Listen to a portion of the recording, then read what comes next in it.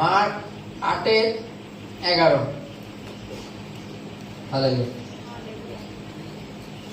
পরে ফরাসিরা বাহিরে আসিয়া তার সহিত বাদানুবাদ করিতে লাগিল।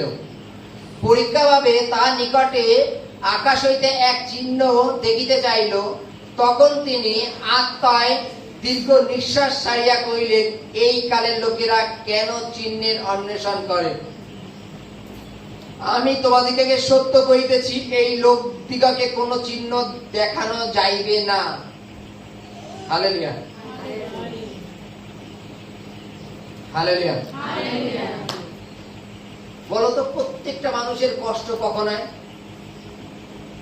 প্রত্যেকটা মানুষের কষ্ট কখন হয়? যখন তুমি তোমার পরিবারের জন্য সমস্ত কিছু করবা, করার পরে সেই পরিবার থেকে যখন বলবে তুমি কি করলে, তুমি কি দীর্ঘ নিঃশ্বাস ছাড়বে না? হালেলুয়া, ছাড়বে না? যীশু খ্রিস্ট জগতে আশ্চর্য কাজ করে যাচ্ছেন। জগতের লোকেরা দেখে যাচ্ছে, শুনে যাচ্ছে, বুঝে যাচ্ছে যে যদি ঈশ্বর থেকে ইনি না আসতেন তাহলে এইরূপ আশ্চর্য কাজ করার ক্ষমতা কারো ছিল না, এইরূপ চমৎকার কাজ করার ক্ষমতা কারো ছিল না। বা তিনি এইভাবে উপদেশ দিচ্ছেন, তিনি বরঞ্চ সন্তানদের পাপ থেকে ফিরে আসার যুক্তি দিচ্ছেন। তো বলছেন, আচ্ছা যদি আপনি ঈশ্বরের লোক হন তাহলে আকাশ থেকে কোনো চিহ্ন নামিয়ে আমাদের দেখান তো, যেমন কিনা মসি নামিয়েছিল। হালেলুয়া। মসি কি আকাশ থেকে কোনো চিহ্ন নামিয়েছিল? প্রভু নামিয়েছিল। মসি ঈশ্বরের কাছে প্রার্থনা করেছিল, ঈশ্বর স্বর্গ থেকে মান্না দিয়েছিল। হালেলুয়া।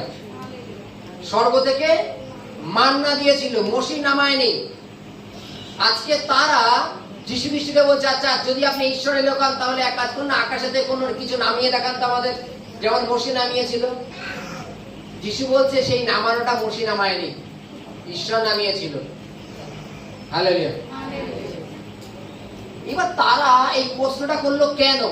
হালেলুয়া। তারা এই প্রশ্নটা করলো কেন? বাইবেলের কাছে তারা পরীক্ষা ভাবে, তারা পরীক্ষা ভাবে তাকে প্রশ্ন করেছে। একটা জিনিস দেখো, যীশু খ্রিস্ট স্বর্গের থেকে নিচে এসছেন, তিনি জগতে আশ্চর্য কাজ করছেন, এর থেকে বড় চিহ্ন আর কি হতে পারে? হালেলুয়া। এর থেকে বড় চিহ্ন আর কি হতে পারে? তিনি নিজে স্বয়ং স্বর্গ থেকে এসছেন এবং জগতে আশ্চর্য কাজ করছেন, এর থেকে বড় চিহ্ন আর কি আছে?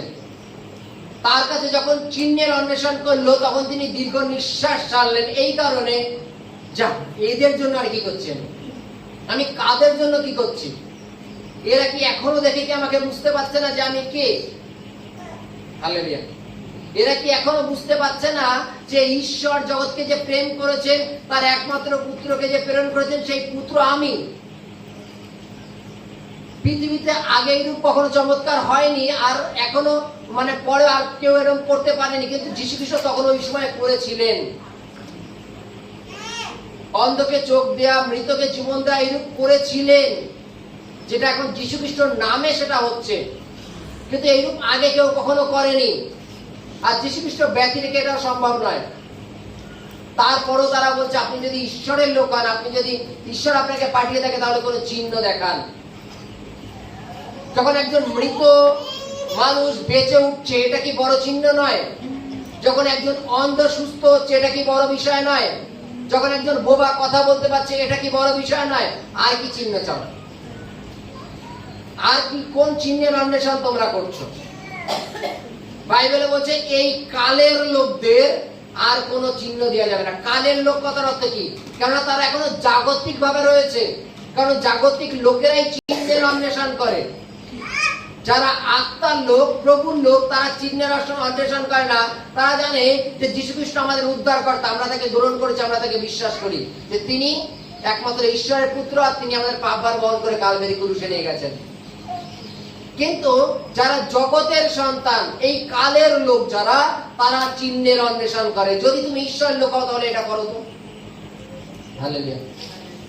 যদি তুমি ঈশ্বরের লোক হও এটা করো। যখন আমি প্রথম প্রভুতে এসেছিলাম, যখন সবে কি প্রভুতে এসেছি, সবে মনে করে মাত্র 1 মাস 1.5 মাস, তা আমি এক জায়গায় ক্যারাম বোর্ড খেলছি।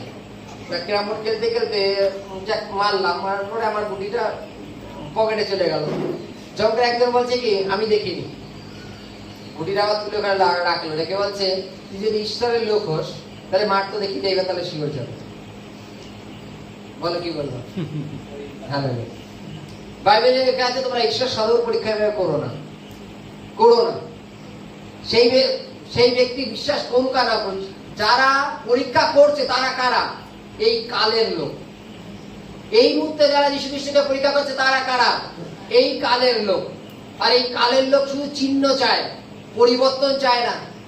যে সামনের ব্যক্তিকে ঈশ্বর যীশু খ্রিস্ট সুস্থ করলো, বোবা কথা বলতে পারছে, চলো ওটা দেখেও তো আমরা পরিবর্তন হই, তা হবে না, হবো না। কারণ আমরা এই কালের লোক, আমরা ওটাকে বিশ্বাস করবো না, কিন্তু আমরা প্রশ্ন করব, বিভিন্ন পরীক্ষা ভাবে প্রশ্ন করব।